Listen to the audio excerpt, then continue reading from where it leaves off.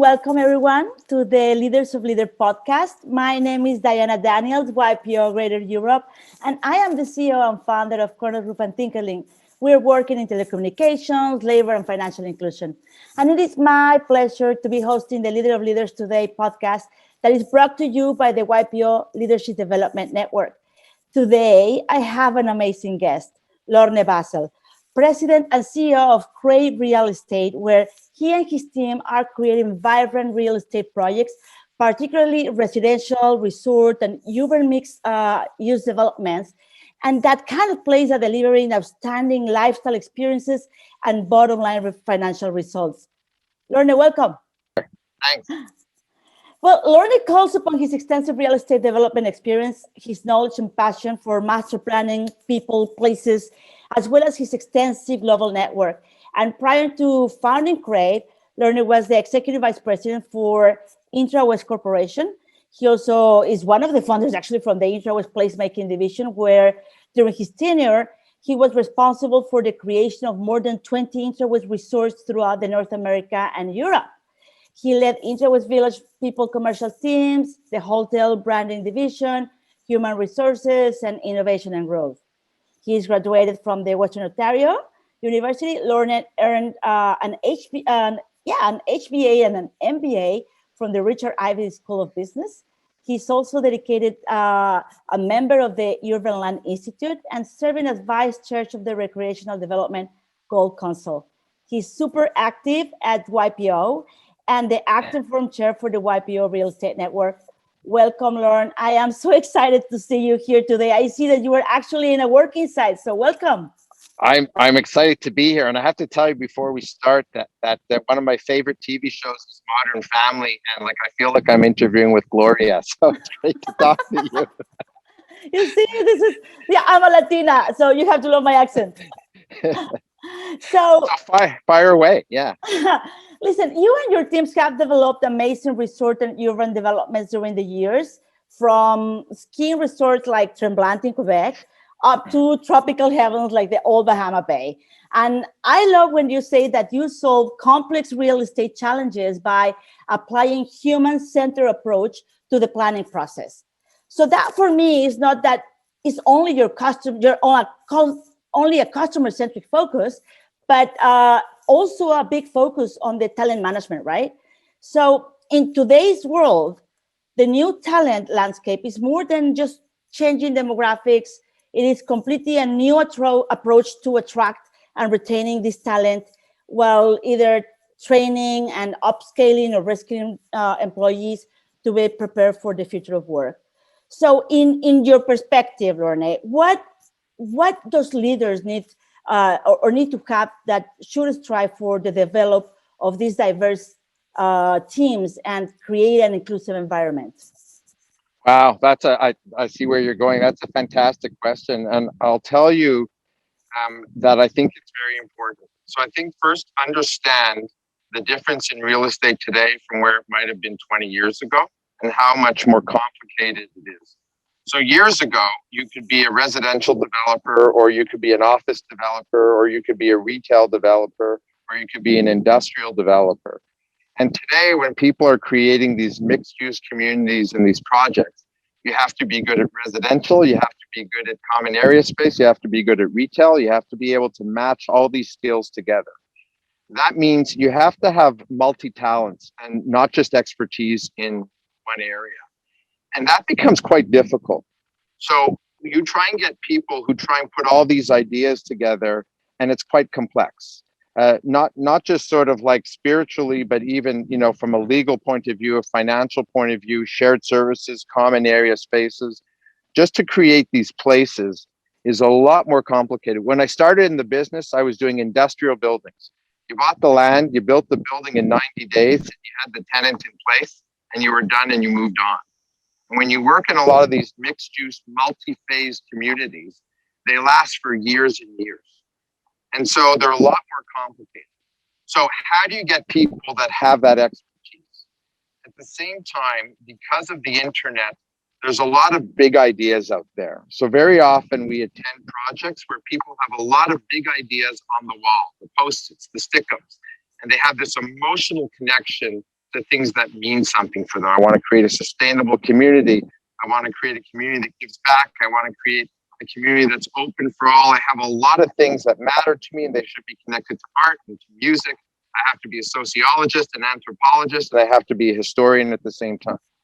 So how do you keep that same passion when those ideas hit the reality of zoning and infrastructure and financing and cost overruns and market delays and all those things? How do you keep that same flame burning while the reality of creating something complex like real estate could take 10 years? And I think the challenge is to recognize that even though people might have the ideas in your talent, you have to help them at how are you going to do that? How are you going to execute? And to recognize that a real estate developer many times was love them, leave them. I build it, I create it, I move on. But the new world is you're an operator. And you might love the idea of the farmer's market, but in 5 years' time, you're going to be a person who's going to, it's either going to work for you or it's going to be something going, I wish I never started it. It owns you. So I think you have to have a larger discussion with your staff and go, I'm not just looking for real estate people. I'm looking for curious people who understand that just because I have a good idea is a long way away from being able to execute it.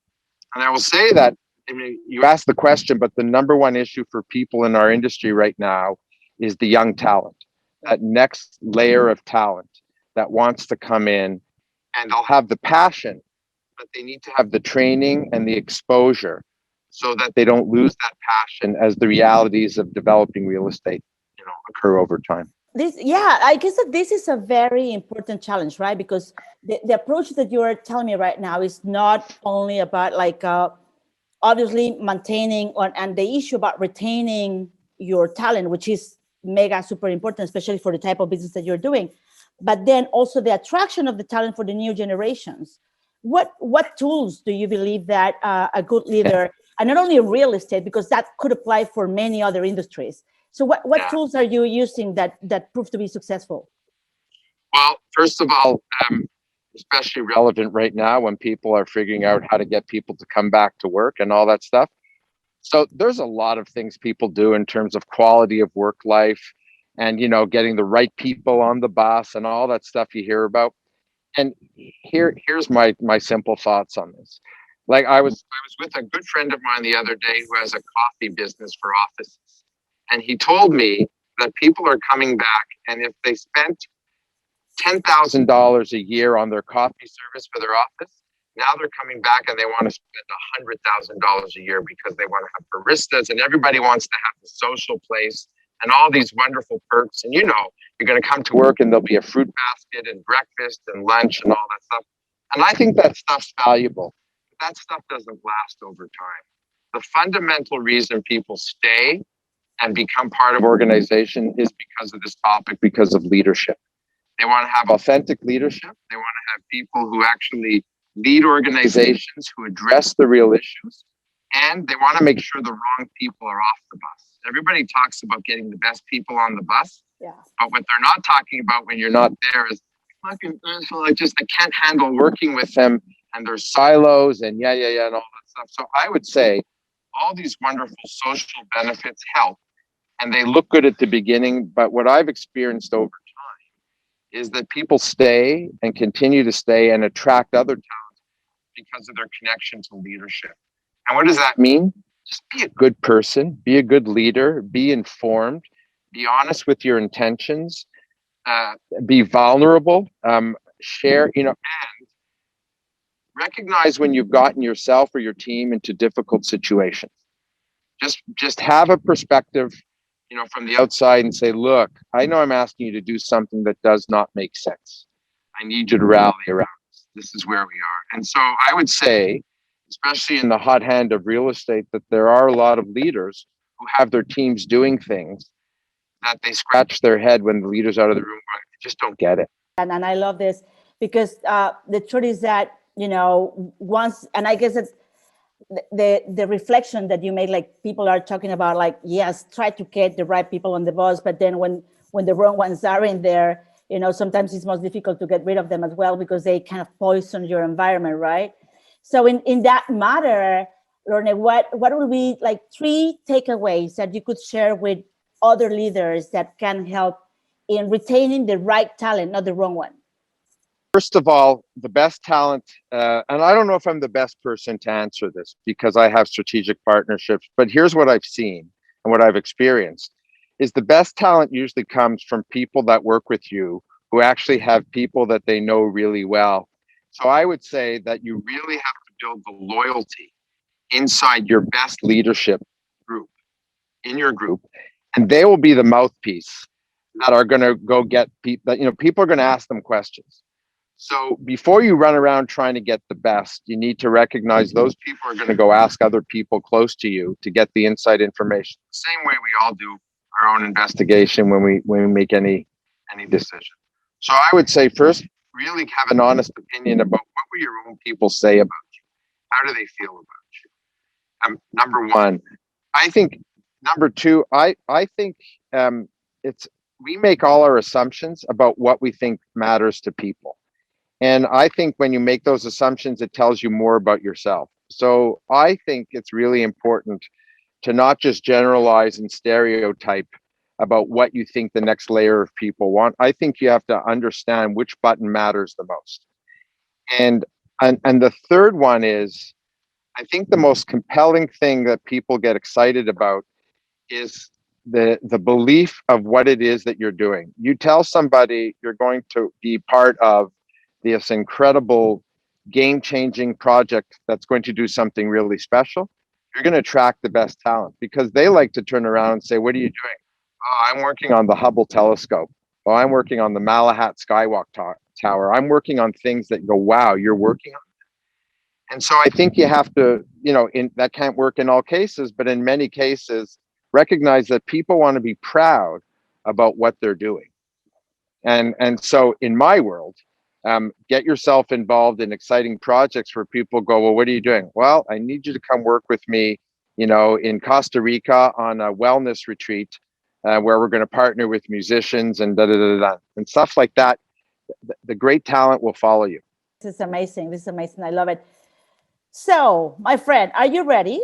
Because this is the time for my rapid fire questions. So you need to answer whatever comes to your mind, hopefully in one single word, okay?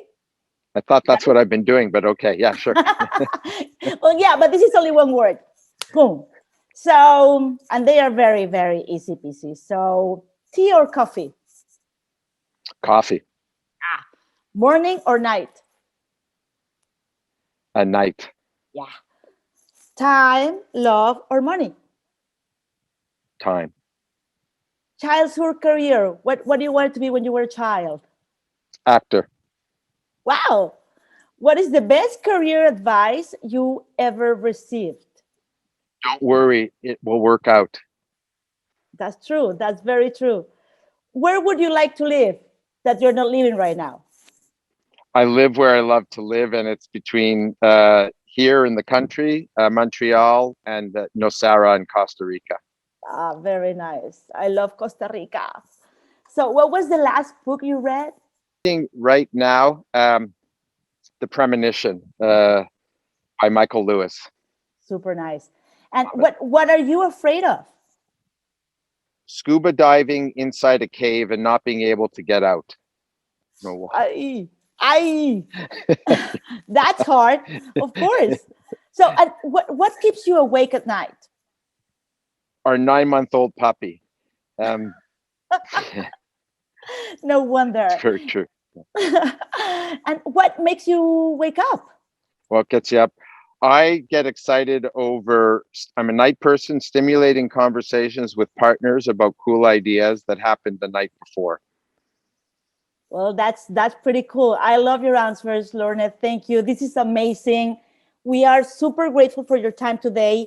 We have amazing insights from you. If you really want to think about how to retain your talent, you really need to feel what you're doing. Do not generalize any stereotypes, and then provide purpose to your team. If I got it right, that right? Power of your own leadership. That's true. Exactly. Yes. I love that. I love that one. Get your leadership involved, recognize them, so they will bring you actually the next layer of your team, right? Yeah. That leadership goes deeper than the barista and the coffee. That's true. My Yeah. friend Lorne, I appreciate that you take the time out of your community work today that you were doing Yeah. at home. Thank Yeah. you. We're building the community barn. Thank you. I didn't realize this was video, but thanks for doing it this way. Yeah. I appreciate it. And I want to invite the rest of you to please come and join us in the next episode of Leaders of Leaders. My name is Diana Daniels, and I will be happy to be with you once more next time. See you soon. Ciao. Thank you. Bye.